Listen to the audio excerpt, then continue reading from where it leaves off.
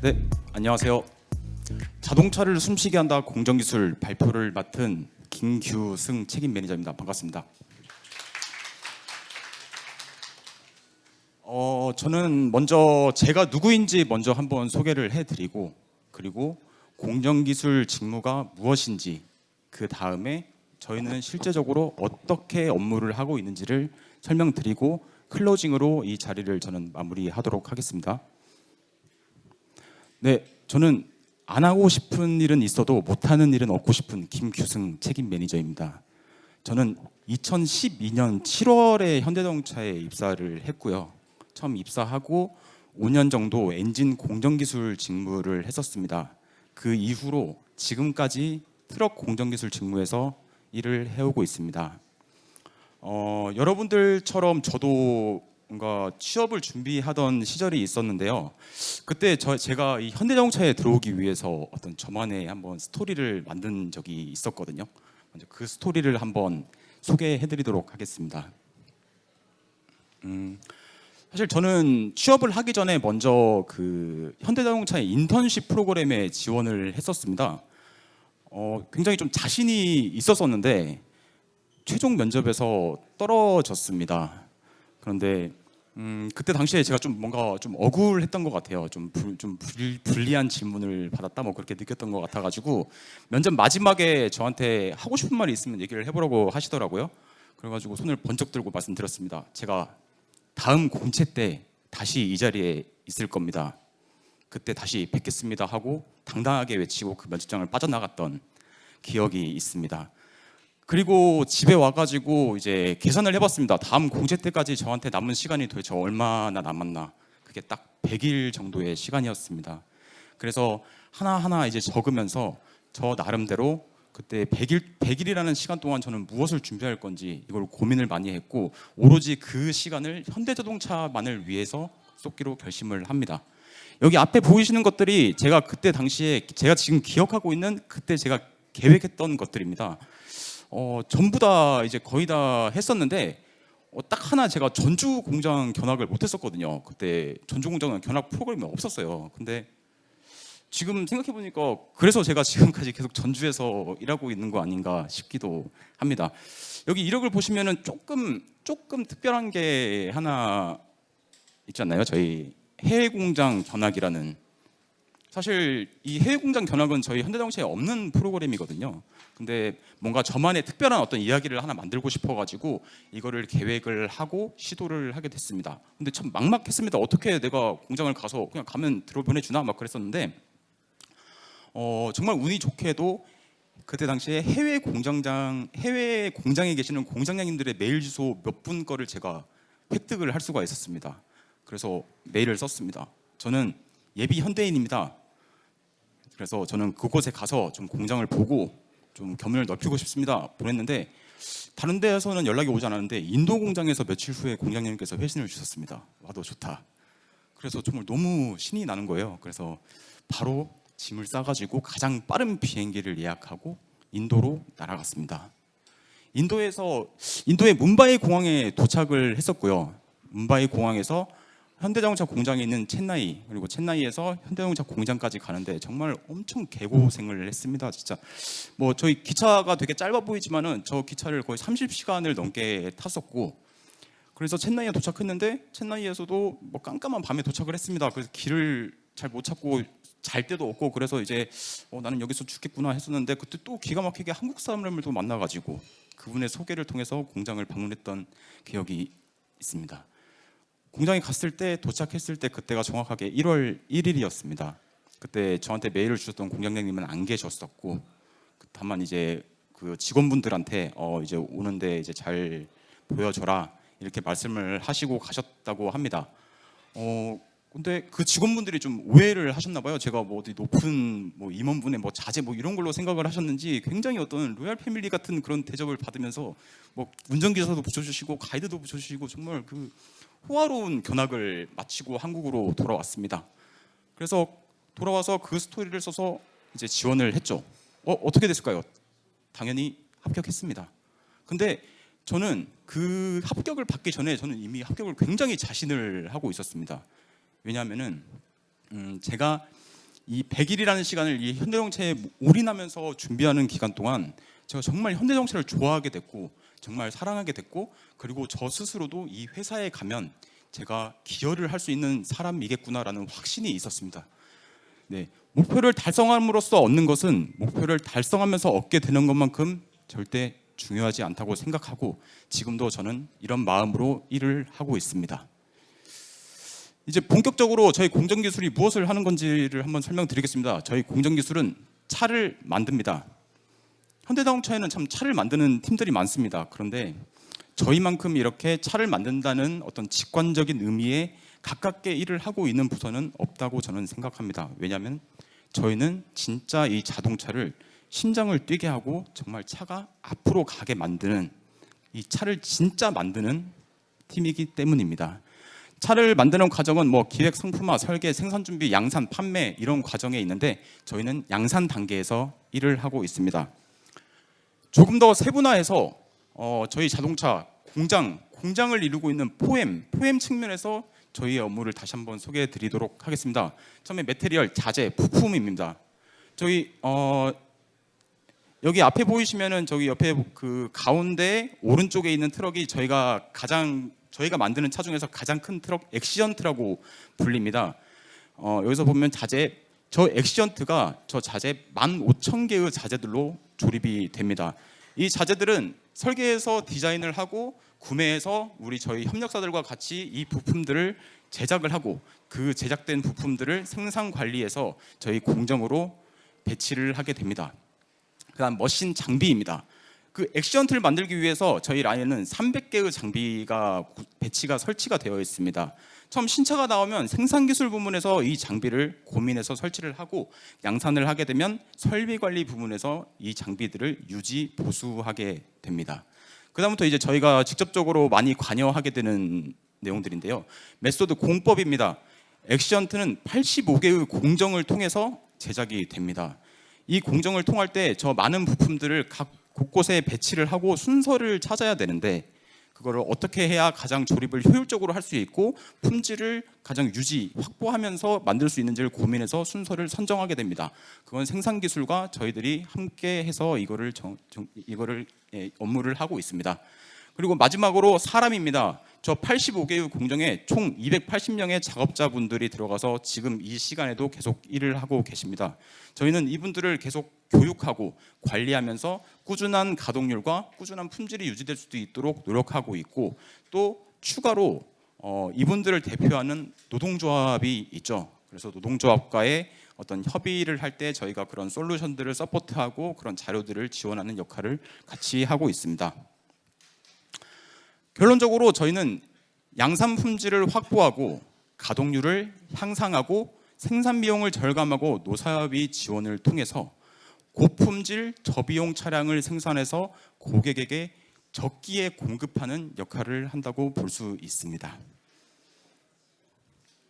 다음은 저희가 어떻게 일을 하고 있는지를 한번 설명드리겠습니다. 저희가 2019년에 파비스라는 신차 프로젝트가 있었습니다. 혹시 파비스라고 들어보신 분이 계실까요? 파비스 아시는 분 계신가요? 거의 없으시죠? 사실 상용차라는 용어 자체가 굉장히 어색하고 굉장히 생소한 분들도 많을 거라고 생각합니다. 그래서 잠깐 그거 이해를 도울 수 있는 영상을 하나 보고 계속하도록 하겠습니다.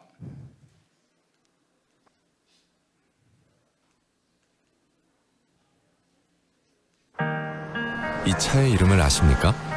소방차. 파비스입니다. 이 차는요? 구급차? 솔라티입니다.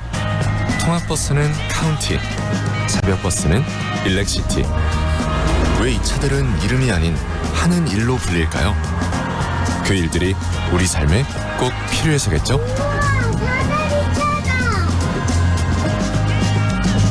해야 할 일을 합니다. 네, 보신 바와 같이 저희 상용차는 사실 차량의 이름은 굉장히 익숙하지 않습니다. 그런데 시내버스, 소방차, 앰뷸런스 이런 것들은 굉장히 익숙하고 다들 알고 계시는 차량들이죠. 그래서 저희는 항상 용도에 맞는 차를 생산을 하고, 그래서 저희 상용차는 크게 세 가지의 특성이 있다고 할 수 있습니다. 첫 번째는 용도가 굉장히 다양합니다.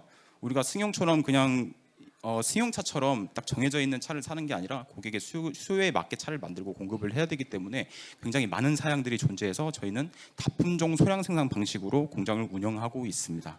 그리고 두 번째는 대부분의 고객들이 이 차로 생계를 유지를 합니다. 즉 그 말은 이 차로 돈을 벌고 있습니다. 그래서 이 차는 매우 높은 품질을 가져야 됩니다. 왜냐하면 차가 고장나서 정비소에 맡기면 그 기간 동안 이 고객은 수입이 없어집니다. 그래서 다른 시장보다 더 높은 품질 수준을 요구하고 있습니다. 마지막으로 주행 거리가 굉장히 많습니다.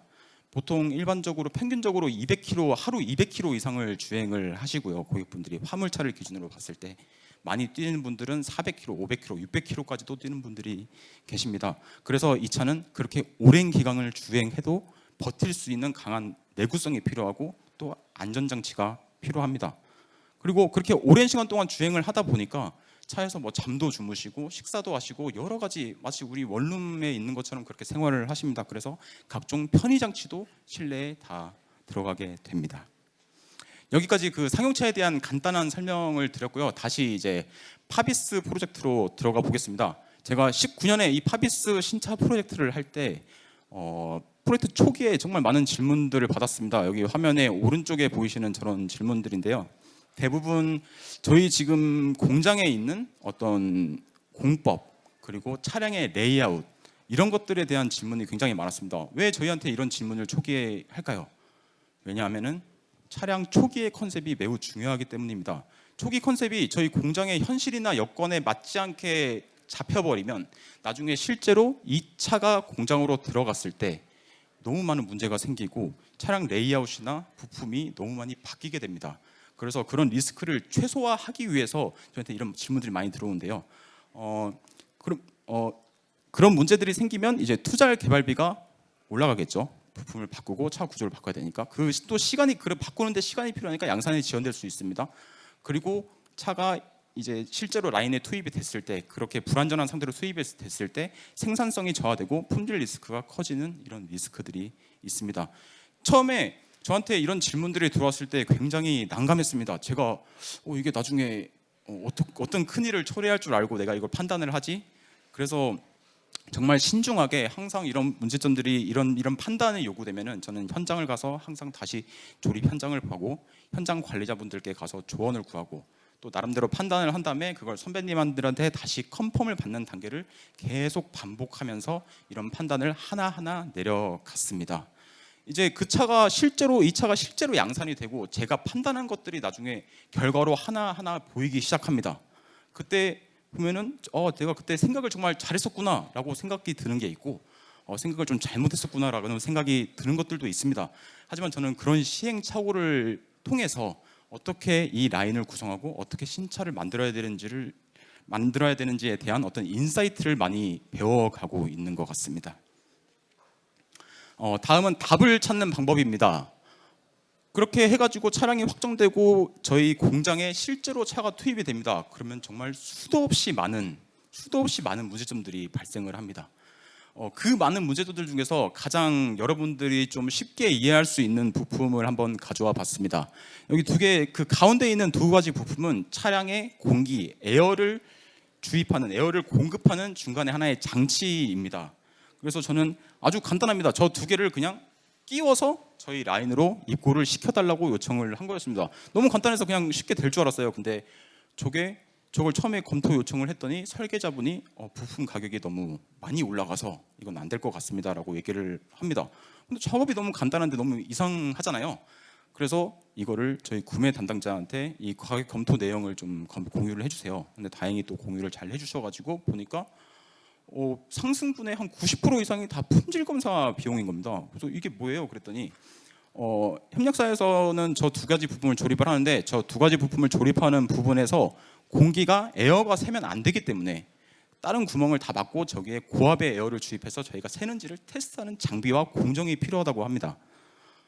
근데 사실 그거는 협력사에서 할 필요가 없었거든요. 왜냐면은 저희 공장, 저희 라인에서 이미 그 검사를 하고 있고 그거를 검사하는 장비도 갖춰져 있었습니다.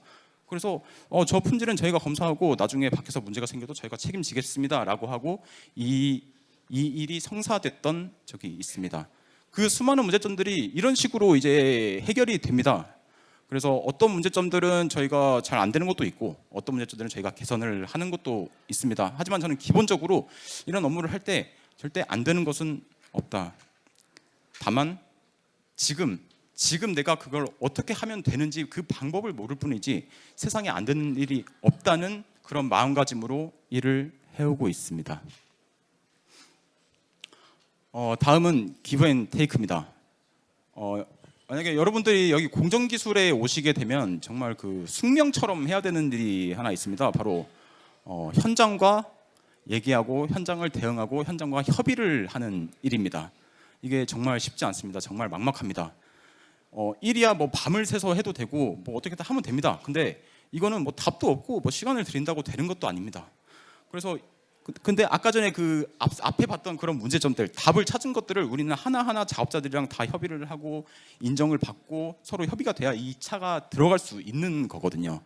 그래서 너무 막막해서 처음에는 또 다시 현장으로 갔습니다. 그래서 그냥 현장에서 그냥 계속 시간을 보내고다가 뭐 작업자분들이랑 얘기도 하고 커피도 한 잔 마시고 뭐 작업도 직접 해보고 이렇게 막 했습니다.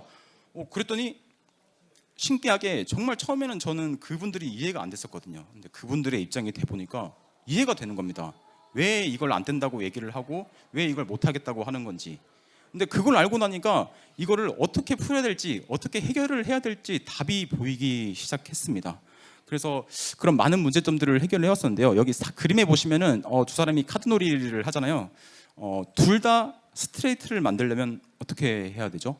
위쪽에 있는 사람이 7 클로버를 주고 아래쪽에 있는 사람이 6 스페이드를 줘야 됩니다. 근데 쉽지 않습니다. 왜냐면은 상대가 어떤 패를 가지고 있는지 모르기 때문이죠. 그래서 뭔가 협의가 되려면 저 스스로 제가 가지고 있는 게 뭔지 잘 알아야 되고 그리고 상대가 뭘 가지고 있고 뭐가 필요한지를 잘 알아야 그것들을 이뤄낼 수 있다고 생각합니다. 저희 신입사원들이 보통 오면은 굉장히 현장 대응할 때 당황을 많이 합니다. 저는 그러면 항상 얘기를 해줍니다. 그거는 네가 그 사람을 모르기 때문이야. 가서 얘기 좀 더 해보고 더 시간을 많이 보내고 그 사람 입장에서 생각을 해봐. 그렇게 하면서 일을 하고 있습니다. 자, 이제 끝까지 갑니다. 양산 후에 이제 4년이 지났습니다. 저희는 지금도 상품성을 향상해서 고객에게 더 좋은 품질의 차를 공급하려고 노력하고 있고 가동률을 향상시켜서 더 고객이 필요한 적기의 차를 공급하려고 노력하고 있습니다. 그리고 소수의 고객의 요청에도 맞춰서 생산할 수 있도록 계속 차를 변화시켜서 제작을 하고 있고요. 이렇게 계속되는 개선 활동과 설계 변경들을 대응하고 있습니다. 저희 직무에 100점은 없는 것 같습니다. 그렇기 때문에 계속 100점에 더 끝없이 다가가기 위해서 0.0001%라도 더 가까이 다가가기 위해서 계속해서 노력하고 있습니다.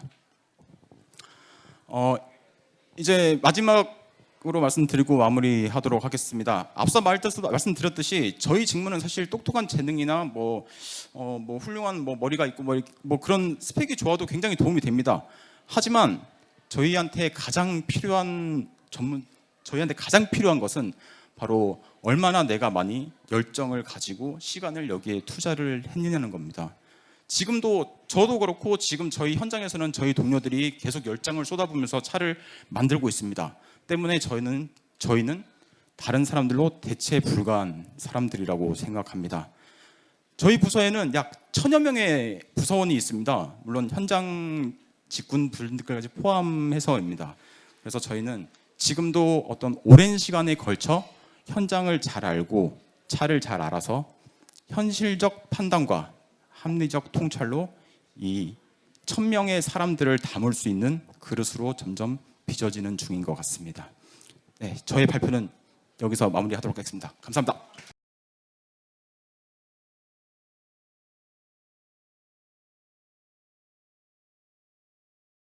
네, 만나서 반갑습니다.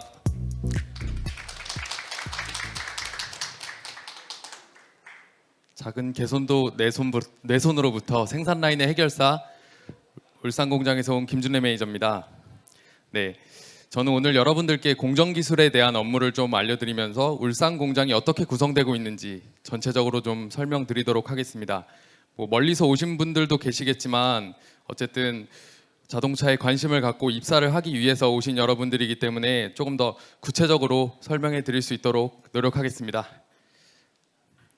네, 우선 오늘 발표의 순서는 제 소개를 시작으로 울산 공장에 대한 소개, 그리고 제가 해왔던 공정기술 업무에 대한 소개, 그리고 제가 프로젝트를 경험하면서 느낀 배운 경험 같은 설명을 드리고, 그리고 마무리하는 순서로 진행하겠습니다. 네, 저는 여러분들과 똑같이 공대를 졸업하고 2018년도 1월에 현대자동차 공채 36기로 입사했습니다. 그리고 약 한 5년 정도 의장 공정기술 업무를 하다가 최근에는 노무관리 부서로 옮겨서 일을 하고 있습니다. 다들 보시면 아시겠지만 업무를 한번 옮겼습니다. 저는 업무를 옮기는 게 어떤지 좋은지 나쁜지 이런 질문도 있으실 텐데 오늘은 공정기술 업무에 대한 소개인 만큼 공정기술에 대해서 좀 설명을 드리겠습니다. 네, 먼저 울산 공장에 대한 소개 먼저 드리겠습니다. 네, 현대자동차 국내 생산 공장은 크게 세 개로 울산 공장, 아산 공장, 전주 공장으로 이루어져 있습니다. 울산 공장이 연간 140만 대의 생산 규모를 가지고 있고 아산 공장이 22만 대, 그리고 전주 공장이 약 4만 대로 생산 캐파를 가지고 있습니다. 방금 앞에 설명해 주셨던 책임님께서는 전주 공장에 대해서 설명을 해주신 거고 저는 울산 공장에 대해서 설명할 예정입니다. 울산 공장은 보시면 아시겠지만 아산 공장 소나타 그랜저 아이오닉 6 그리고 방금 설명하셨던 상용차를 제외한 나머지 모든 현대자동차의 차종을 생산하고 있다고 보시면 됩니다. 제네시스라던가 아이오닉 5, 아반떼, 코나 이런 차들을 모두 울산 공장에서 생산하고 있습니다. 울산 공장의 생산 규모를 보시면 140만 대인데 이 수치는 전 세계 어떠한 자동차 공장과 비교해도 가장 큰 생산 규모를 가지고 있는 공장입니다. 현대자동차뿐만 아니라 모든 전 세계 타 외국 메이커까지 다 포함해도 가장 많은 생산 공장을 갖고 있으며 세계 최대 규모의 단일 공장으로 보실 수 있겠습니다. 네, 다음은 이어서 진행하도록 하겠습니다. 첫 번째 사진을 보시면 울산에 있는 자동차 수출 선적 부두의 모습입니다. 자동차 수출 선적 부두는 약 5만 톤의 선박을 동시에 세척을 접안할 수 있는 그런 규모를 갖고 있으며 하루에 약 4천 대의 차량을 이곳에서 수출하고 있습니다. 연간 약 100만 대 정도 규모이고요. 그리고 두 번째 사진을 보시면 울산 공장에 새로 지금 짓고 있는 전기차 공장의 모습입니다. 전기차 공장은 세계적인 전동화 트렌드에 맞춰서 25년도 완공을 목표로 하고 있고 그에 맞게끔 회사에서도 직원을 채용한다든지 이런 기반 시설들을 지금 준비 중에 있습니다. 다음 이제 공장이라고 보시면 다들 좀 노후된 이미지나 좀 그렇게 생각하실 수도 있겠지만 회사에서는 기숙사 신설이나 사무 환경 개선을 통해서 업무 환경을 위한 지속적인 노력을 하고 있습니다. 여기 보시면 제가 첨부한 이 사무실 사진이 제가 실제로 근무하고 있는 곳의 사진입니다.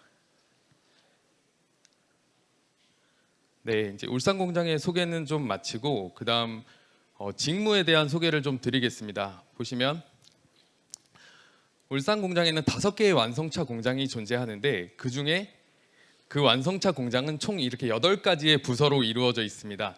그 중에서 공정기술이 갈 수 있는 부서는 직접 생산에 속하는 위에 보시는 프레스 차체 도장 의장 이렇게 4군데로 배치되어 업무를 하게 됩니다.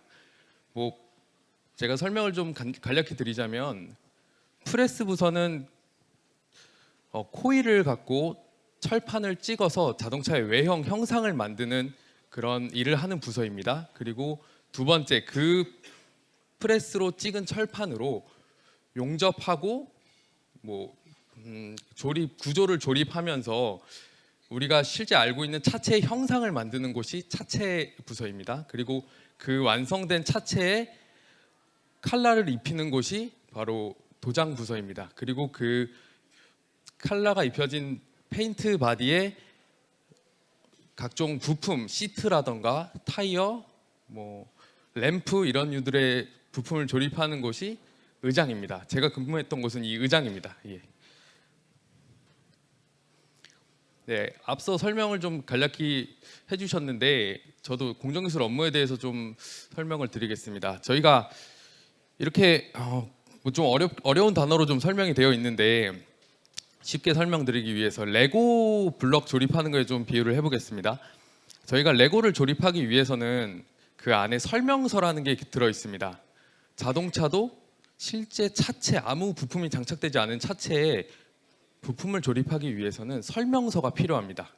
어떠한 품번의 부품을 어느 곳에 어떠한 공구를 사용해서 얼만큼의 강도로 체결을 해야 되는지 이러한 설명서의 역할을 하는 것이 조립공법서입니다. 저희는 그 조립공법서를 검토하고 제작하고 검토하는 일을 주로 합니다. 그 조립공법서를 제작하고 검토하기 위해서는 당연히 조립의 순서를 먼저 알아야 됩니다. 당연히 시트를 체결하기 전에는 카페트를 먼저 깔아야 되고 카페트를 깔고 나서 시트를 조립하기 전에는 스티어링 휠이라는 핸들이 달려 있으면 안 됩니다. 핸들이 달려 있으면 프론트 시트를 조립을 할 수가 없습니다. 이런 식으로 공정의 순서를 고려해서 조립의 순서를 고려해서 공정을 배치해야 하고 이게 어떻게 보면 신차가 들어올 때 가장 중요한 업무라고 보실 수가 있습니다. 그리고 그 다음 두 번째는 레고 블록은 당연히 단위가 작지만 저희 자동차 부품은 굉장히 큽니다. 그래서 각종 설비가 필요합니다. 사람이 들기에는 한계가 있고 실제로도 뭐 윈드실드 글라스라고 앞유리라던가 이런 시트 같은 건 대물이라서 조립을 하기가 어려워서 설비가 들어가게 되는데 신차가 들어왔을 때 기존의 양산차에 대한 설비가 그 신차에는 호환이 되지 않는 경우가 많습니다. 그래서 저희는 용도차 테스트카를 실제 라인에 투입해봄으로써 설비에 대한 검증을 하고 이 모든 과정을 신차종 업무 개발 이런 모든 과정을 신차종 업무 개발이라고 보시면 되겠습니다. 그리고 양산을 하면서 지속적으로 가동률 향상이나 품질 개선을 위해서 관련된 이제 품질 관리나 수익성 개선 실제 우리가 일상적인 관리도 계속 하고 있습니다. 예. 혹시 이 사진을 보셨을 때 어떤 역할을 하는 로봇이고 어떠한 이 스토리가 담겨 있는지 잘 모르시겠죠? 제가 좀 설명을 드리겠습니다. 울산 공장은 앞서 말씀드린 바와 같이 가동률과 품질 향상을 위해서 다양한 자동화 시스템을 도입하고 있는 추세입니다. 타이어 제가 경험한 이 프로젝트는 타이어 자동 체결 시스템인데 기존에는 타이어 작업을 하기 위해서 작업자가 공구를 들고 타이어를 체결하고 그리고 그 뒤에 사람이 타이어가 잘 체결됐는지 직접 다 확인하는 과정을 거쳤습니다. 근데 타이어라는 부품은 굉장히 중요한 부품이기 때문에 불량이 유출되면 안 되는 그런 굉장히 중요한 부품으로 관리하고 있기 때문에 저희가 선제적으로 품질 개선을 위해서 이 자동 체결 시스템을 도입하게 되었습니다.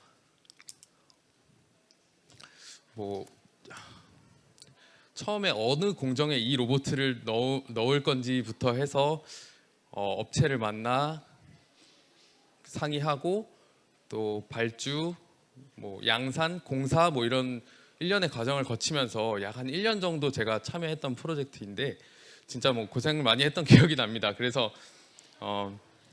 보시면 그 중에서도 가장 중요했던 부분이 타이어는 가장 중요한 부품이기 때문에 불량이 유출돼서는 안 됩니다. 그래서 불량 유출을 막기 위해 후공정에 NG를 알려주는 이 프로세스를 구성하는 게 굉장히 어려웠습니다. 후공정에 장비를 추가로 설치하고 그 차량이 이 공정에 도착했을 때 이 차가 정상적으로 체결이 된 차량인지 아닌지에 대해서 별도로 알람을 구성해주고 그에 대해서 그것은 누가 작업을 어떻게 조치했으면 이렇게 실명제로 관리할 수 있게끔 프로세스를 구성했는데 이 과정에서 좀 다양한 부서의 이런 이익을 위한 그런 조율하는 과정이 좀 어려웠던 기억이 납니다. 그거는 다음 장에서 상세하게 설명을 드리겠습니다. 그리고 또 이 큰 로봇가 들어가면서 어떤 게 가장 힘들었냐고 물어보시면 저는 이 작은 소켓을 설명을 드릴 수 있는데 이 소켓이 보시면 저 로봇 끝단에 여기에 달려 있습니다. 이 소켓은 차량과 직접 맞닿는 부위이기 때문에 강도가 굉장히 중요했고, 라인이 돌고 있는데 소켓이 깨지거나 하면 비가동으로 이어질 수 있기 때문에 소켓의 강도가 되게 중요했고, 그리고 들어가는 각도에 따라서 완전 체결이 안 될 수도 있기 때문에 이 들어가는 각도 같은 것을 계산해서 소켓을 만드는 게 굉장히 어려웠습니다. 그리고 휠을 바로 체결하기 때문에 휠과 맞닿는 부위에 스크래치가 발생하지 않도록 소켓 끝단을 보시면 플라스틱으로 구성해 놓은 것을 볼 수 있습니다. 이것도 여러 번의 시행착오 끝에 테스트해보고 또 안 되면 다시 다른 부품을 테스트해보고 하는 식으로 해서 굉장히 시행착오가 많았던 걸로 기억합니다. 네, 이처럼 신기술 프로젝트가 현장에 도입될 시에는 다양한 부서의 요구사항에 대해서 소통하고 협력하는 게 필요합니다. 장비가 정상적으로 가동이 된다면 자동화 설비이기 때문에 아무런 문제가 없지만, 만약에 고장이 났다든지 아니면 뭐 소켓이 깨졌다든지 해서 뭔가 비가동 발생 요인이 된다면 그 유관 부서에서는 요구사항이 굉장히 많아지게 됩니다. 쉽게 설명드리면 이 로봇을 설치하는 생산기술 부서에서는 장비라는 건 당연히 쓰다 보면 고장이 날 수 있는 거고, 그것은 생산 공장에서 어느 정도 감수를 해야 된다라고 요구를 할 것입니다. 근데 또 반대로 운영하는 입장에선, 생산 측 입장에서는 불량이 발생하지 않게 해달라. 불량이 발생하면 후공정에서 리오크를 해야 되는 차가 많아지기 때문에 그거에 대한 맨아워를 반영을 해달라든지 불량률을 낮춰달라든지 이런 요구사항이 굉장히 많습니다. 그리고 고장이 났을 때 이 장비를 고치는 주체는 설비관리부서입니다. 설비관리부서는 그 고장이 났을 때 백업 설비를 구성해달라고 요구할 것이고, 수리하기에 용이하도록 설계를 반영해달라고 이런 요구사항을 할 것입니다. 이 모든 부서의 요구사항 중에 틀린 것은 하나도 없습니다. 단지 이 큰 공장에서 퍼즐을 맞추고 조립해가며 상대를 이해시키고 서로 설득해 나가며 협업하는 우리 어떻게 보면 모두의 이익을 위한 이 자동화 시스템을 저희가 공정기술이 퍼즐을 맞춰 나가는 게 이 가장 중요한 실행력이 되겠습니다. 이 프로젝트를 통해서 들으셨겠지만 상당히 많은 유관부서와 같이 업무를 하게 됩니다. 뭐 실제 차가 불량이 나가지 않게끔 하는 것도 당연히 저희의 역할이겠지만, 가장 중요한 거는 소통이라고 볼 수 있겠습니다. 각 부서와 함께 소통하고 협력하는 것이 가장 중요한 경험이었습니다. 그리고 이렇게 많은 사람들과 일을 하게 되면서 제가 끈기를 가지고 업무를 처리하고 이해시키려고 하고 개선하려고 하면 사실 주변에서도 그것을 모르는 사람은 또 아무도 없습니다. 또 보면 노력을 하고 있으면 다 서로 조금씩 도와주려고 하고 하다 보니 이 큰 프로젝트를 성공할 수 있었지, 누구 한 명만의 능력으로 완성되는 것은 전혀 없다는 것을 깨달았습니다. 네, 여태까지 제가 어떻게 보면 프로젝트에 대한 설명을 좀 많이 드렸는데, 저희는 사실 사무실에서 일하는 것 반, 현장에서 일하는 것 반, 절반, 이거 5대5로 이렇게 업무가 구성이 됩니다. 그래서 사람을 많이 만나기 때문에 저희는 이런 사람을 원합니다라고 제가 간단히 좀 정리를 해봤습니다. 하지만 이런 사람만 지원하라는 것은 절대로 아닙니다. 그래서 좀 오해하지 않으셨으면 좋겠습니다. 혼자가 아니기 때문에 함께 일하는 사람, 그러니까 대인관계가 좋은 사람이 오면 조금 더 수월하게 업무를 할 수 있을 것 같고, 사무실보다는 현장에서 부딪히며 개선 업무에 열정적인 활동적인 사람, 자동차를 만드는 생산 공장에서 일하기 때문에 사실 생산하면서 문제가 발생하는 부분을 개선하는 업무가 사실 제일 중요합니다. 그 다음 업무에 겁을 먹고 위축되어 있기보다는 좀 추진력 있게 한번 해보자, 이렇게 추진력이 있는 사람이 저희의 업무에 조금 더 맞는 것 같습니다.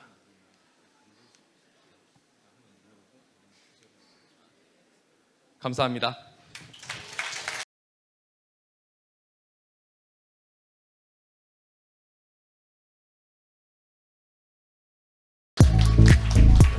안녕하십니까. 아산 공장에서 온 국내 생산 남기웅 매니저라고 합니다.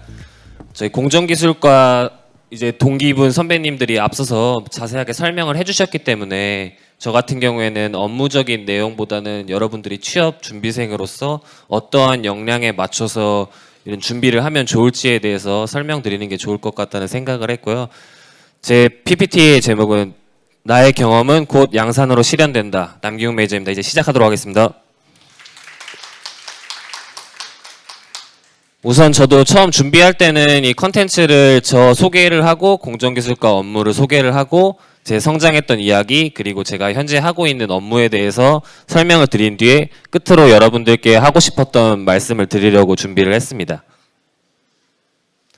이 사진은 제가 신입사원 때 처음으로 양산했던 DM8 차종, 소나타 차종을 양산하고 나서 홍보팀에서 촬영해준 사진인데요. 지금 6년이 지났는데 어떻게 똑같은지 잘 모르겠습니다. 그래서 저는 이제 공정기술과에서 차량 양산의 마지막 단계부터 고객 인도까지 책임감을 가지고 이제 업무를 수행하고 있는 남기웅 매니저라고 하고요. 저는 2018년도에 현대자동차에 입사를 해서 공정기술과 내에 있는 여러 시스템 중에 전장 시스템을 4년, 샤시 시스템을 1년, 그리고 현재 공정기술과 내부에서 맨아웃 시스템을 담당하고 있습니다.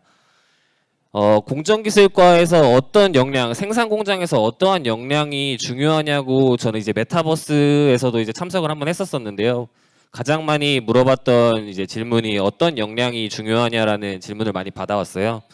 그때 제가 말씀드렸던 거는 꼼꼼함과 추진력이라고 항상 말씀을 드렸었는데 제가 경험했던 에피소드를 여러분들이 갖고 있는 에피소드를 치환하셔서 사용하신다면 좋은 방법이 될 거라고 생각을 해서 제가 꼼꼼함과 추진력을 어떻게 사용을 했는지에 대해서 말씀을 드려볼 테니까 한번 여러분들도 여러분들의 경험을 녹여서 준비를 해주시면 좀 더 좋은 자폐어에 참석한 좋은 소중한 시간이 될 것 같습니다. 일단 공정기술과 업무는 크게 이렇게 세 가지가 있는데 앞선 선배님들이 이제 설명을 많이 해주셨다시피 저희는 신차종 업무 개발을 합니다. 근데 이제 저희가 신차만 하는 게 아니라 양산 공장이다 보니까 기존에 생산하고 있는 양산 차종들이 있잖아요. 그 양산 차종과 이 신차가 혼류될 때 어떠한 문제점이 있는지 없는지를 꼼꼼하게 봐야 돼요. 왜냐하면 신차만 생각을 하고 공법을 설정하거나 설비를 설치했을 때 기존에 양산하고 있던 혼류차들의 문제가 생길 수 있거든요. 그래서 이걸 공정기술과와 생산기술 그리고 보전 이렇게 여러 협업을 해서 이제 신차와 양산차를 적절하게 원활하게 이제 양산을 할 수 있게끔 꼼꼼하게 검토를 해야 됩니다. 그리고 두 번째로는 이제 공법 관리, 아까 말씀드렸듯이 조립공법서라고 하죠. 그런 조립공법서를 저희가 준비를 하게 되는데 이 공법서에는 아까 말씀드렸다시피 설명서입니다. 이 차량이 완성하기 위한 모든 작업이 이 공법서로 나가야 됩니다. 현장에게 교육이 돼야 되고 정식 문서로 나가야 됩니다. 여기서 이제 작업 하나라도 이제 누락이 되면 이 차는 완성될 수가 없겠죠. 처음에 제가 신입사원 때 꼼꼼하지 못했던 거는 이 차량이 예를 들어서 볼트를 4점을 체결을 해야 된다라고 했을 때 저는 단순하게 볼트 4점을 체결하는 것만을 생각을 했습니다. 하지만 실제 라인을 타다 보면은 이 볼트 4점을 체결하기 위해서 그 사전에 수행돼야 되는 작업들이 있는 거예요. 예를 들면 차량의 와이어링을 치워준다던가 어떤 부품을 집어서 꼭 해야 된다던가 이런 요소 단위 하나하나들을 다 신경을 써야 되기 때문에 단순히 볼트 4발만 쏘면 되는데 실제로 차량을 양산을 하려고 봤더니 무언가 그 사전 작업이 되지 않은 상태에서는 볼트를 체결할 수 없는 상황이 오게 되는 거죠. 그래서 공정기술과 담당자는 실제로 자기 시스템에 맡은 차의 조립을 처음부터 끝까지 다 해봐야 합니다. 물론 현장 선배님들에게 설명을 해드리려면 당연히 담당자로서 자기 작업을 수월하게 해내야겠죠. 그런 것 때문에 이제 저희는 꼼꼼하게 공법서를 작성을 해야 되고요. 그리고 공정을 또 점검을 해야 되는데 저희가 이제 신차를 양산하게 되면은 어떤 공정에서 어떤 작업을 할지에 대해서 저희가 대략적인 레이아웃을 그 현장 작업자분들에게 드려야 되고 반 같은 것도 다 설정을 해야 돼요. 물론 그걸 운영하는 것들은 현장이기 때문에 상세 공정을 저희가 픽스시킬 수는 없습니다. 다만 어떤 공정에서 했을 때 좀 더 품질적으로 안정적이고 조립성적으로도 더 좋은지를 제안해 드릴 수가 있겠죠. 그러려면 저희가 꼼꼼하게 봐야 되는 거겠죠. 그리고 저희는 공정기술과라고 해서 단순히 차만 조립하는 것이 아니라 그 차를 조립하면서 이제 품질적인 문제가 발생할 우려는 없는지, 어떤 설비가 어떤 차량의 어떤 것과 간섭이 돼서 스크래치가 나지는 않는지, 이런 것들을 지속적으로 공정을 확인하면서 검사하고 있습니다. 그리고 품질 검사를 저희가 QC라는 곳에서 품질 검사를 해서 어떤 불량이 다발한다라고 했을 때 이 문제가 어느 공정에서 발생을 하는지 저희는 항상 조사하고 해결하는 업무도 같이 하고 있습니다. 또한 저희가 수익성 개선도 같이 진행을 하고 있는데요. 예를 들면 A라는 부품과 B라는 부품을 서브시켜서 C라는 부품을 저희 인라인에 갖고 와서 조립을 하게 되면 A, B를 조립하는 그 조립비에 대해서 벤더사에게 이제 지급을 해야겠죠, 저희가. 근데 이제 A, B를 저희가 직접 조립을 하겠다라고 했을 때는 당연히 그 재료비를 이득을 볼 수 있습니다. 그만큼 고객에게 좀 더 싼 가격에 차량을 제공할 수 있겠죠. 하지만 이때 저희가 주의해야 될 건 제가 아까 말씀드렸다시피 꼼꼼함과 추진력이 중요하다고 말씀드린 이유가 정말 이 A와 B의 부품을 인라인에서 조립할 수 있는 게 맞는지를 확인을 해야 됩니다. 왜냐하면 부품만 부품끼리 조립하는 것과 차량에 직접 부품을 별개로 조립하는 것은 다른 문제가 될 수 있기 때문이에요. 간섭이 있을 수도 있고. 그리고 이런 것들을 추진하려고 하면 당연히 이제 작업자분들을 설득하는 과정을 가져야겠죠. 원래는 C라는 부품 하나만 조립을 하면 되는 거였는데 A라는 부품과 B라는 부품 두 개를 조립을 해야 되는 상황이 오다 보니까 추진력 있게 강하게 추진을 해야겠죠. 설득을 하면서. 그런 활동들을 저희는 하고 있습니다. 다음으로는 제가 이제 입사하고 나서 양산했던 차종들을 이제 대표 차종들만 나열을 해봤는데요. 일단 제 18년도 입사를 해서 처음에 N2 플랫폼에서 N3 플랫폼으로 변경됐던 소나타부터 그리고 아산공장 최초 전기차 세단인 아이오닉 6 그리고 최근에 발표한 소나타 D 엣지부터 그리고 향후에 아마 기사로는 나왔을 텐데 저희가 전기차 SUV를 아산공장에서 이제 준비를 하고 있습니다. 그런 것들을 할 때 꼼꼼하게 그리고 추진력 있게 해야 되는데 이 부분들을 하면서 고난과 역경이 많이 있었던 것 같아요. 근데 이 소나타 이제 신입사원 때 했던 그 경험들이 하나하나 쌓여가면서 실제로 작업량이나 기술들이 발전하게 되면서 공정거실과에서도 검토해야 될 사항들이 좀 많아졌어요. 당연히 신기술이 늘어나면서 부품도 늘어날 것이고 차량의 제어기능을 코딩해야 될 것들도 많아집니다. 근데 저는 제일 힘들었던 건 DM8 소나타였어요. 왜냐면 경험이 없었고 노하우가 없었기 때문에. 근데 차를 하나하나 양산해 가면서 그 경험과 노하우들이 쌓이면서 점점 더 개인적으로의 업무는 편해지고 수월해졌던 것 같아요. 그래서 이 세단 차량만 만들었던 아산공장에서 SUV를 과연 만들 수 있을까라는 그런 걱정과 우려가 있지만 이런 저뿐만 아니라 저희 공정기술과 요원들이라고 합니다. 저희는 저희 공정기술과 요원들이 다 같이 힘을 합친다면 SUV 전기차도 문제없게 양산 일정에 맞춰서 고객들에게 전달해 줄 수 있지 않을까 싶습니다. 그래서 제가 이 일들을 하면서 겪었던 여러 에피소드들 중에 어떤 에피소드를 여러분들께 소개시켜 드리면 좋을까를 좀 고민을 많이 했어요. 근데 이제 제가 신입사원이셨던 시절, 여러분들과 같은 나이 또래였던 시절에 처음 겪었다 보니까 인상 깊었던 그런 에피소드를 하나 준비를 했습니다. 이거는 간단한 퀴즈인데요. 이 사진을 보시고 어떤 문제가 있길래 이 사람들이 지금 이렇게 서 있는 걸까 한번 예측을 해보시기 어렵겠지만 이제 힌트는 저희가 컨베어 시스템이지 않습니까?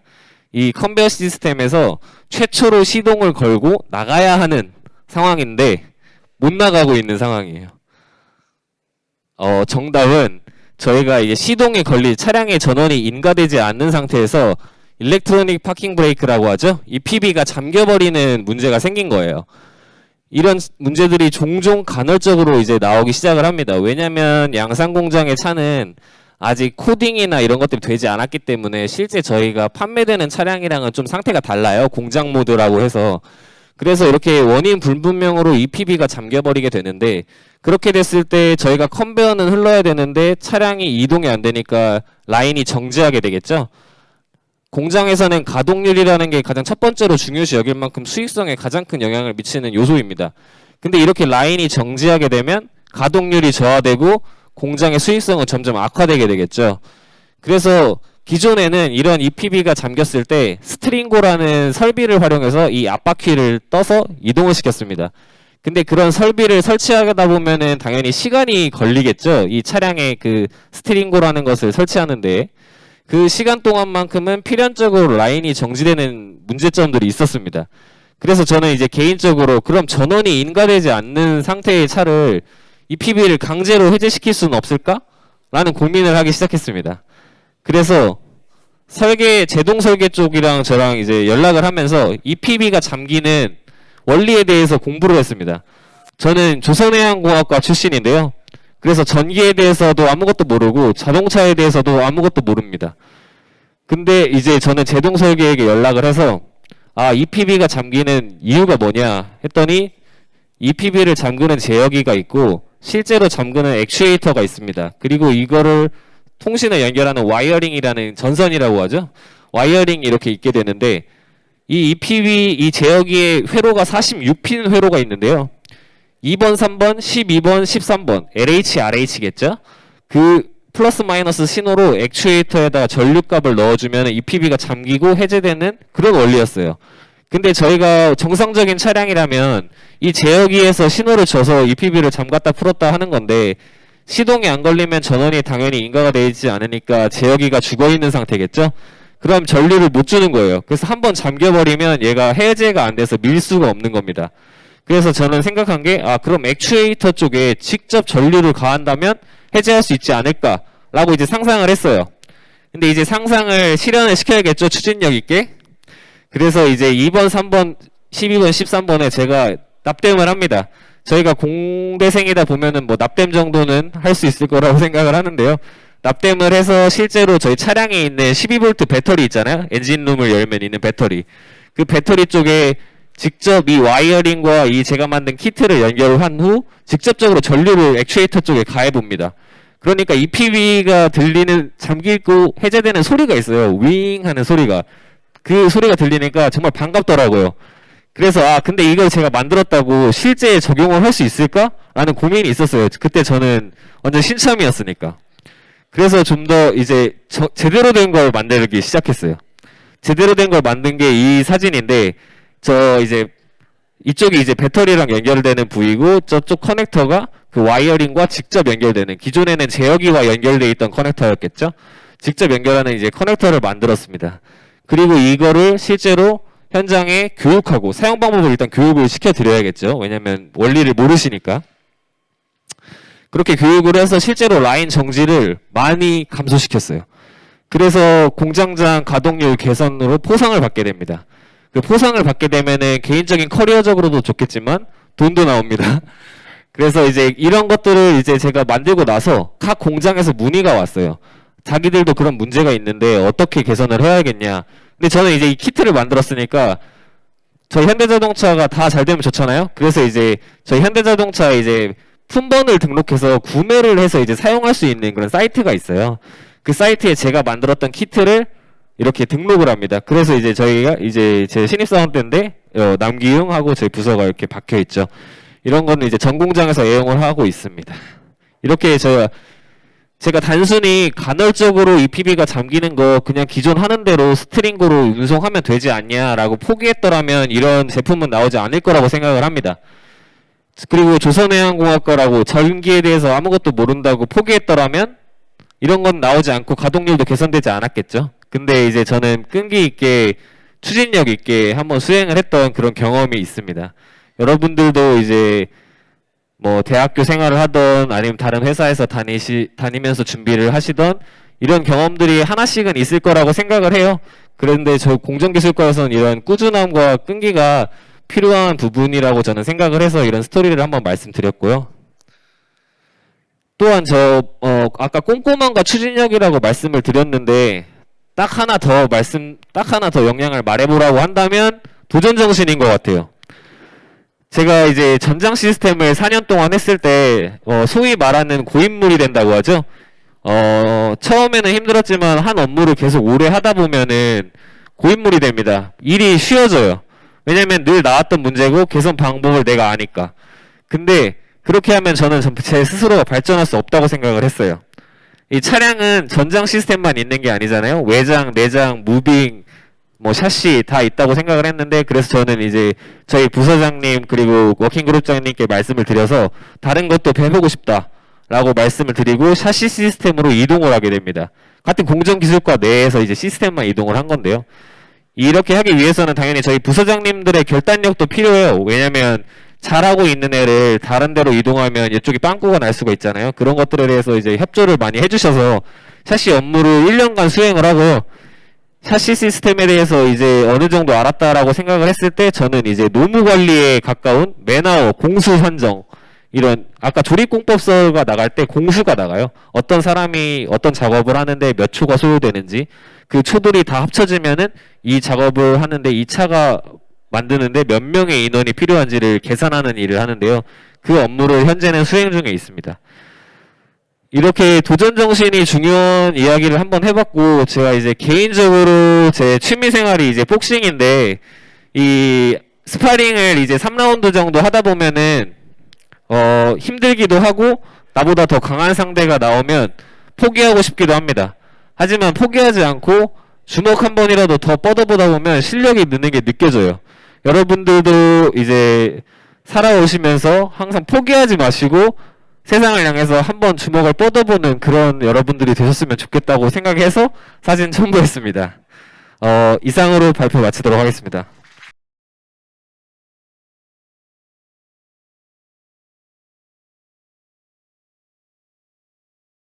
아산공장에서 생산관리 업무 담당하고 있는 조건희 매니저라고 합니다. 반갑습니다. 앞서 이제 공정관리분들이 계속 발표를 하셨고, 이제 처음으로 생산관리 업무에 대한 설명을 드릴 건데요. 이번 PT 컨셉이 성장이라고 들어서 그 성장에 관련되게 발표를 진행해 보도록 하겠습니다. 일단 제가 제목을 자동차 컨트롤 타워라고 지었어요. 생산관리는 사실 업무상 굉장히 다양한 업무를 하고 차량 주문부터 인도까지 모든 영역에 다 발을 담그고 있기 때문에 그것들을 모두 컨트롤한다 그래서 제목을 이렇게 지어봤습니다. 네, 컨텐츠는 앞서 발표하신 분들하고 비슷하게 제 소개, 그리고 생산관리 업무, 그리고 성장 이야기는 저의 에피소드랑, 그리고 어떤 이런 글로벌 기업에서의 어떤 마인드를 가져야 되는지, 그리고 나는 지금은 어떤지, 그리고 끝으로 하고 싶은 말을 드리면서 발표를 마치도록 하겠습니다. 고객의 차량 주문부터 완성된 차량 인도까지 전 과정에서 기여할 수 있는 생산관리부에서 성장하고 있는 조건희 매니저입니다. 저는 이제 16년 7월에 입사를 했고요. 지금 자재 업무 5년, 그리고 물류 3년 해서 지금까지 물류 업무를 진행하고 있습니다. 저건 이제 신입 때 사진인데 많이 늙었죠? 네, 일단 생산관리 업무에 대해서 간단하게, 아직 현직자분들이 아니시니까 알기 쉽게 설명을 드리도록 하겠습니다.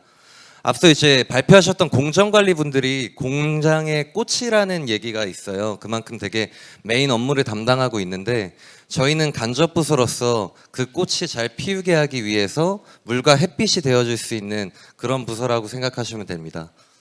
생산관리는 크게 세 가지 업무로 나눠져요. 생산관리 업무, 자재 업무, 운영 업무로 나눠지는데, 생산관리 업무는 크게 두 가지로 나눠집니다. 하나는 진도, 하나는 사양인데요. 진도는 생산계획 및 공장 내 규율에 따른 생산 차량을 결정하고 투입한다예요. 이게 무슨 말이라면, 여러분들이 이제 차를 사고 싶으실 때 뭐 대리점이나 뭐 차를 살 수 있는 공간을 가시잖아요. 그럼 이제 순서대로 이제 차를 구입하는 순서대로 저희가 공장 라인에 투입을 해야 되는데, 뭐 어떤 일이 왜 필요한데라고 생각하실 수 있잖아요.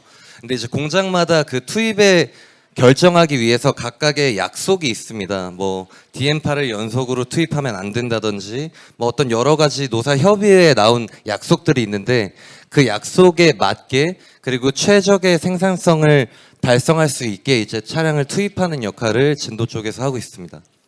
그리고 이제 사양은 여러분들이 차를 사실 때 차에 대한 옵션을 여러 가지를 고르실 거잖아요. 뭐 썬루프를 달 건지 말 건지, 뭐 휠을 크게 할 건지 말 건지.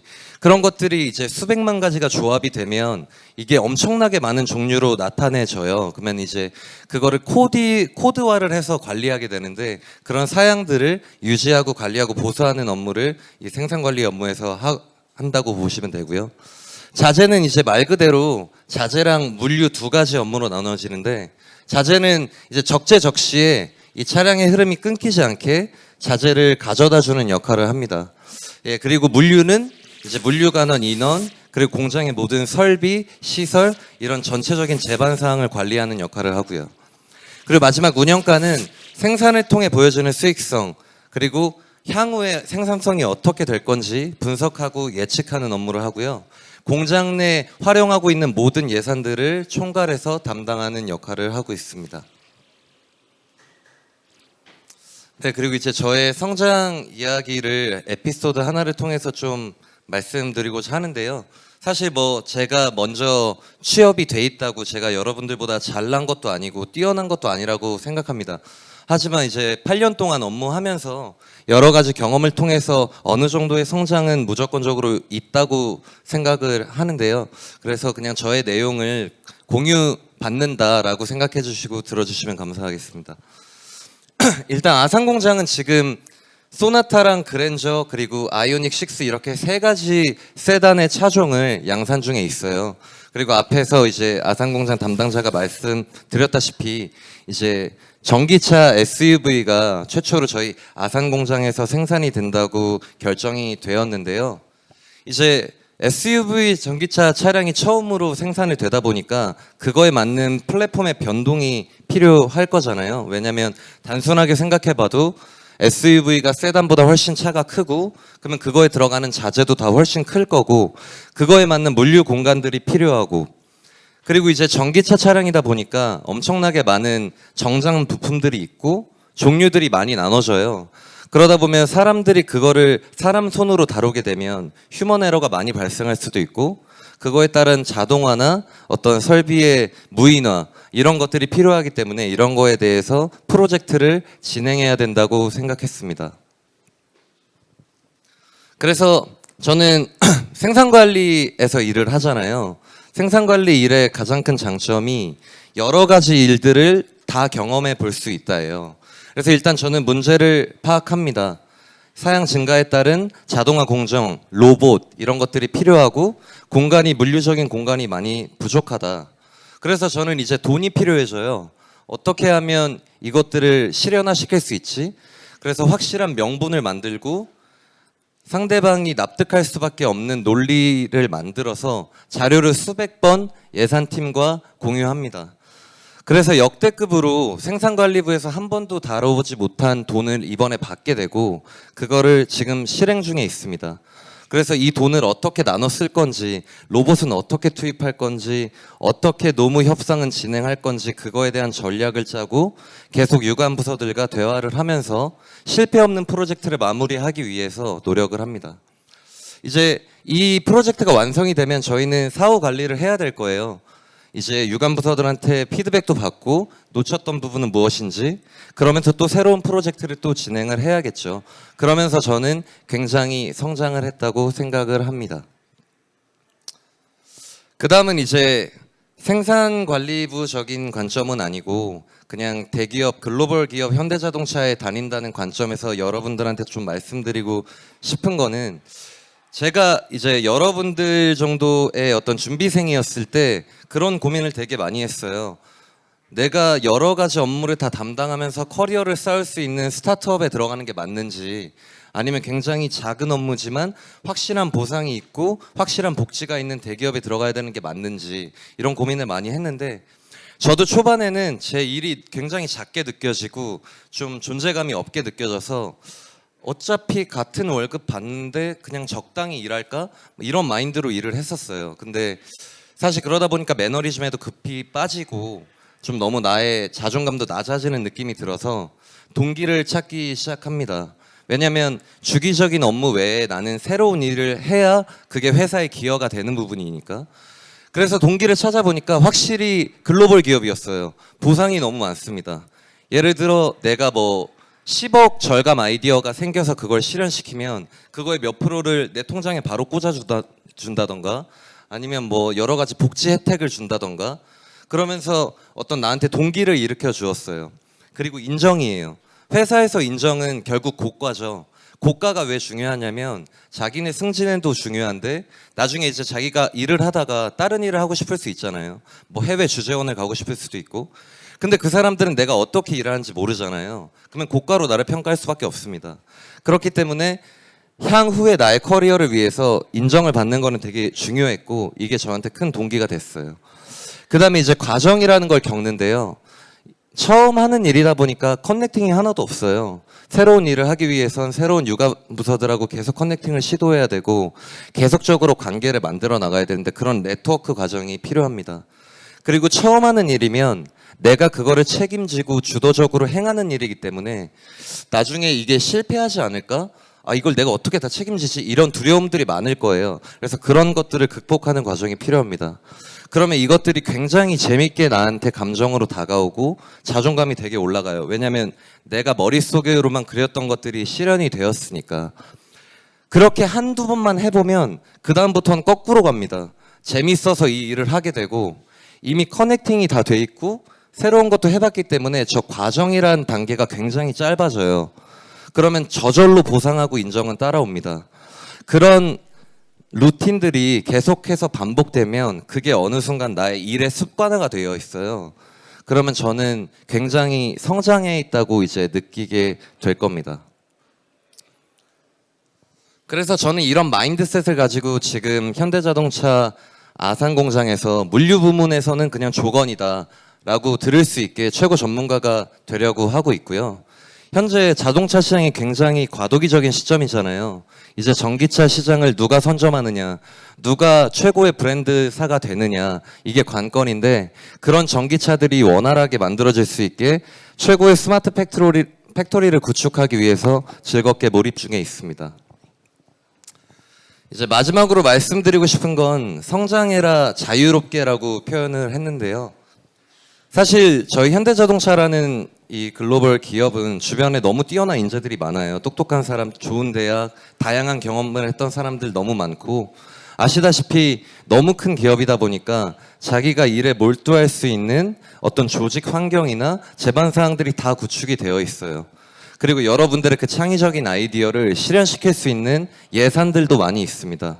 사실 밖에서 커피숍 하나를 차리더라도 알아봐야 될 게 굉장히 많은데 여기는 자기가 끝까지 하고자 하는 의지랑 창의적인 아이디어만 있으면 비교적 쉽게 이뤄낼 수 있는 공간이라고 생각해요. 그래서 이렇게 자유롭고 조직 문화도 너무 좋은 현대자동차에 들어오셔서 자유롭게 여러분들의 성장을 즐기셨으면 좋겠습니다. 감사합니다.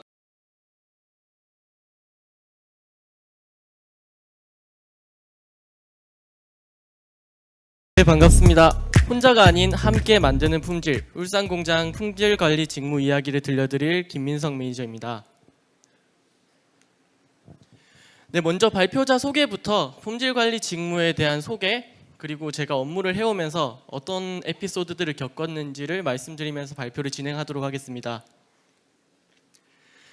네, 저는 기계공학과를 졸업을 했고요. 그리고 21년도 4월에 현대자동차 울산공장에 입사했습니다. 그리고 지금은 2년차 품질관리 새내기로서 품질관리부에서 부품 검사와 개선 업무를 맡아서 하고 있습니다. 네, 품질관리란 무엇일까요? 한 줄로 좀 간단하게 요약을 해보자면 생산 단계에서부터 차량이 고객에게 인도된 이후까지 품질을 관리하고 개선하는 업무를 수행하는 직무라고 볼 수 있습니다. 그러면은 조금 더 상세하게 어떤 업무를 하는지 살펴본다면은 생산 공정 내에서 발생하는 품질 현황과 이슈를 관리하고 그에 따른 품질 문제를 개선하는 업무를 하고 있습니다. 그리고 품질과 관련된 지표를 관리하고 개선하고 또 품질 향상 활동을 기획하는 업무도 진행하고 있습니다. 그리고 중요한 부분인데 저희 공장에 입고되는 완성차 부품에 대한 입고품 검사를 실시하고요. 정기적인 검사를 통해서 품질을 관리하고 있습니다. 그리고 품질 검사 공정 내에서 검사하는 방법을 개선하고 그 개선한 방법을 적용을 해서 품질 문제가 사전에 발생하는 것을 예방하고 있습니다. 그리고 마지막으로 신차 개발 단계에서의 품질 관리도 업무도 하는데요. 신차종을 개발할 때 이제 단계별로 완성차에 대한 품질 평가를 실시하고요. 뭐 공정이라든지 부품, 설계라든지 여러 요소로부터 발생할 수 있는 그런 품질 문제점을 관리하고 개선하는 업무를 하고 있습니다. 그 중에서도 저는 무빙 부품에 대한 부품 검사와 개선 업무를 맡고 있는데요. 이 무빙 부품은 차량에서 움직이는 부위, 도어라든지 후드라든지 트렁크와 같은 그런 파트에 장착되는 부품들을 의미합니다. 네, 이제부터 제가 이때까지 개선해왔던 그런 에피소드들을 말씀드리면서 발표를 이어가겠습니다. 가장 좌측에 보이는 부품이 무엇인지 아시겠나요? 네, 이 키 실린더라는 부품인데요. 도 핸들 쪽에 보면은 열쇠를 꽂아서 문을 잠그거나 열 수 있게 하는 그런 부품이 있습니다. 뭐 차량이 방전되지 않는 이상은 잘 이용하지 않는 부품인데요. 이 부품과 관련된 문제가 발생했던 차량에서는 외관상으로는 아무 문제가 없는 것처럼 조립이 되어 있었어요. 그런데 실제로 키를 꽂아서 작동을 했을 때 문이 잠기거나 열리지 않는 문제가 있었습니다. 그래서 이 키 실린더와 관련된 부품들을 모두 분해를 하고 다시 재조립을 해보면서 같은 문제를 재현을 해보는 과정을 거쳤고요. 여러 악조건까지 그런 상황들까지 고려를 해서 수차례 시도를 해본 결과 바로 우측에 보이는 제품이 저 키실린더가 조립되는 상대 부품인데요. 이 상대 부품 속으로 정확하게 이게 조립이 되어야 되는데 이 조립 방향이 어긋난 상태로 좀 힘을 주어서 조립을 하면 조립이 돼버리는 문제가 있었어요. 그러면은 제대로 작동을 하지가 않겠죠. 그래서 저는 설계팀에 오조립이 되지 않는 형상을 여러 가지 방안으로 제시를 했습니다. 그리고 설계팀과 뭐 품질 보증팀 그리고 이 부품을 담당하는 협력사까지 유관 부문이 협업을 해서 실제로 이 부품에 적용이 가능한 방안을 채택을 했고요. 그리고 샘플을 제작을 해서 실제 차량에서 효과까지 확인을 했습니다. 최종적으로 이 부품의 형상을 수정을 해서 이후로 이 동일한 문제는 발생하지 않도록 예방할 수 있었고요. 이렇게 그 품질관리 부서에서 저는 품질 검사 공정 내에서 지적된 문제점을 조사하고 그 조사된 문제들을 바탕으로 뭐 공정 기술이라든지 설계팀이라든지 유관 부문과 협업을 해서 이 품질 문제를 개선을 하는 업무를 하고 있고요. 다음으로 이 오른쪽에 보이는 이 사진은 도어 내측에서 도어 트림을 제거하고 나면은 보이는 모습입니다. 제가 부품을 개선을 하는 업무도 맡고 있지만 일상적으로 공장에 입고되는 부품에 대한 품질 검사와 정기적으로 이제 검사도 실시를 하고 있는데요. 하루는 제가 담당하는 아이템들을 제가 담당하는 부품들을 점검을 하던 도중에 도어 글라스를 작동을 시켰는데 되게 작지만은 일정하게 들리는 소리를 들었어요. 그래서 도어 글라스를 작동시킬 수 있는 관련 부품들을 모두 분해해서 조사를 했고요. 그래서 지금 발생하는 소리가 이 도어 글라스를 위아래로 오르락 내리락 하게 하는 홀더라는 부품이 있는데 그 홀더라는 부품이 지나가는 경로에 아주 작은 돌기가 솟아있는 것을 확인했어요. 엄청 작았습니다. 0.5mm도 안 되는 수준이었는데 그래서 이 내용을 부품 협력사 담당자에게 전달을 해서 금형을 확인해 본 결과 금형 일부가 마모가 되어서 이 돌기를 만들어냈다는 것을 확인을 했죠. 그래서 즉시 이 금형을 수정을 통해서 이 품질 문제가 대량으로 발생하는 것을 예방할 수 있었습니다. 이렇게 남들이 발견하지 못한 문제를 제가 직접 먼저 찾아내서 개선을 해냈을 때 그 보람과 성취감은 이루 말로 표현을 할 수가 없었고요. 또 품질 관리 경력이 많으신 다른 선배님께서는 이런 문제를 하나하나 개선해 나갈 때 그때 얻는 성취감 때문에 품질 관리 직무에 대한 만족도도 높다고 말씀을 하시기도 했습니다. 네, 다음으로 품질 관리 부서에서는 신차 개발 단계에서도 품질 관리 업무를 한다고 말씀을 드렸었는데요. 저는 부품을 개선하는 업무 외에도 공장에서 신차와 관련된 업무를 총괄하는 PM 역할을 맡으면서 뭐 공정 기술이라든지 생산 관리와 같은 공장 내에 있는 부서들은 물론이고 뭐 본사, 연구소, 그리고 생산 기술, 품질본부와 같은 타 본부와도 협업을 진행했습니다. 그러면서 이름도 너무나도 다양한 여러 팀들에 계시는 담당자분들이 대략적으로 어떤 일을 하시는지 알게 되었고, 그만큼 제 업무의 영역과 시각이 확장되는 기회가 될 수 있었습니다. 이 신차종은 기존에 양산하고 있는 차종들과는 다른 점이 많은데요. 그렇기 때문에 양산을 하기 위해서는 엄청 문제점이 다양하게 나타납니다. 그런 문제점들을 앞서 말씀드렸던 타 본부에 계시는, 그리고 공장 내에 계시는 여러분들과 유관 부문과 협업을 해서 이 문제들을 하나하나 개선을 해나가고, 마침내 아반떼와 코나와 같은 이 신차종을 양산에 투입했을 때 정말 큰 보람을 느낄 수 있었고요. 네, 다음으로 아직은 품질관리 새내기인 제가 미래의 품질관리 전문가가 되기 위해 필요한 역량은 다음과 같은 것들이 있다고 생각을 했습니다. 먼저 업무에 대한 책임감인데요. 이 업무에 대한 책임감은 제가 이 업무를 왜 해야 하는지, 이 부품을 무엇 때문에 개선을 해야 되는지 그 이유에 대해서 좀 명확히 이해하고 인지한다면은 저절로 따라오는 부분이라고 생각을 합니다. 품질 관리에서 일하는 만큼 품질을 높이겠다는 목표를 가지고 항상 책임감 있게 업무를 해 나가는 것이 중요하다고 생각을 하고요. 다음으로 자동차와 직무에 관련된 지식과 전문성이 중요하다고 생각했습니다. 한 번은 제가 담당하고 있는 부품이 외관 문제로 지적이 됐던 적이 있었어요. 그런데 이 부품을 담당하는 협력사 담당자는 부품에는 문제가 없다라는 말만 되풀이하고 있어서 되게 답답했는데, 그래서 저는 이 부품에 대해서 조사를 하기 시작했죠. 공부를 하기 시작했습니다. 부품이 어떤 재질로 이루어져 있고, 또 어떤 작은 부품들로 구성되어 있으며, 또 부품 생산 공정은 어떻게 이루어져 있는지, 이런 것들을 다 공부를 했고, 마침내 이 외관 문제를 발생하는 원인을 찾아냈어요.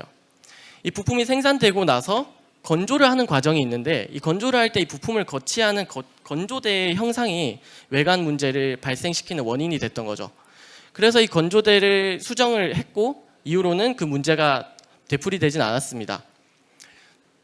이렇게 제가 부품을 개선을 하는 주체가 되는 업무를 하고 있으면서 저는 자동차나 직무와 관련된 지식이나 전문성이 더 중요하다고 느꼈습니다.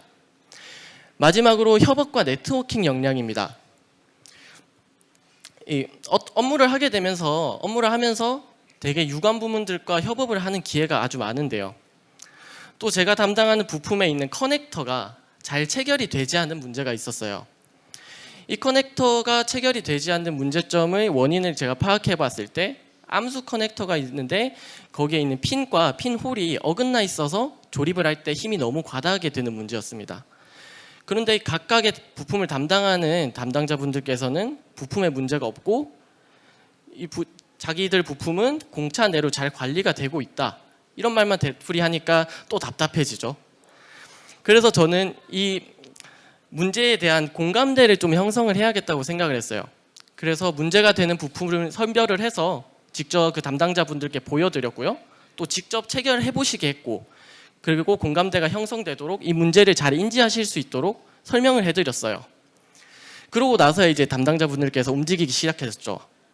각자 영역에서 할 수 있는 개선 방안을 수립을 하고, 그 개선 대책들을 다 적용을 하고 나서는 커넥터가 아무 문제 없이 잘 체결되었고, 그에 따른 품질 문제도 발생하지 않았습니다. 네, 지금까지 제가 품질관리 부서에서 업무를 하면서 겪었던 에피소드들을 말씀드렸는데요. 제가 품질관리 부서에서 어떤 업무를 하는지, 그리고 제가 어떤 개선하는 업무들을 해왔는지에 대해서 설명을 드렸는데요. 여기에 와주신 여러분들께 품질관리 직무에 대해서 이해하는 데 조금이나마 도움이 되셨으면 좋겠고요. 마지막으로 보직과장님께서 저희에게 항상 해주시는 말씀이 있는데, 우리 일하는 데 독불장군은 없다 라고 말씀하시는데, 어떤 업무를 맡으시던 간에 유관부문과 협업을 하는 경우는 무조건 생기기 나름입니다. 그런데 다른 사람들이 어떻게 하는지는 모르겠고 나 혼자 이걸 다 해결하겠다라는 독불장군과 같은 그런 모습보다는 조금 더 긍정적인 자세로 함께, 이 사진에 보이는 것처럼 함께 일하는 모두와 소통하고 협업하면서 일을 하신다면 앞으로 더 좋은 결과를 얻으실 수 있을 거라고 생각을 하고요. 네, 이상 혼자가 아닌 함께 만드는 품질 김민성 매니저였습니다. 감사합니다.